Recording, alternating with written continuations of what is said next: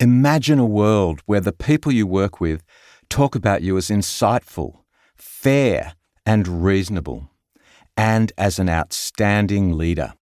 They talk about you as someone who owns their mistakes, who's willing to listen, and who asks great questions.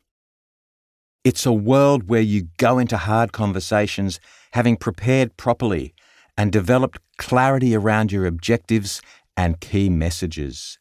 You anticipate most of the objections that will be raised and have a plan for how you will respond. You lead the best team you've ever had. They're aligned and motivated. Your engagement scores are through the roof. Team members feel psychologically safe and have healthy debate and conflict. Think about how much less stressed you'd be working in this kind of environment and how pleased you would be to spend most of your working time on substantive issues rather than managing unproductive conflict. This can be your future. And if you want this sort of reality, you need to start having hard conversations. You could spend a lifetime trying to understand workplace conflict.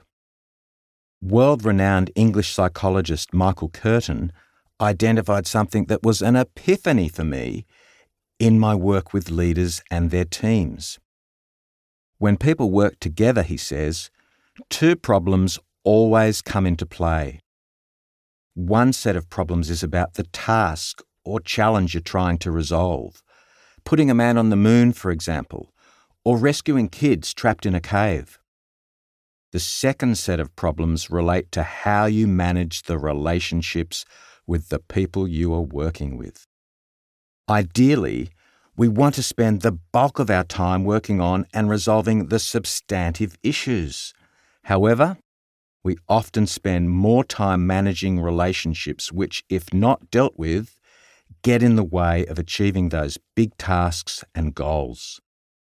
This book will help you manage those relationships in the workplace. Here, you will find a practical framework and tips on how to navigate conflict that will make your life easier and help build your reputation as a leader. I'm Mark Rosenberg, the author of this book, Mastering Hard Conversations. And I think the information I have provided here, gleaned from over 30 years of leadership, management, and coaching experience, will give you the skills to reach that less stressed and far more satisfying leadership role.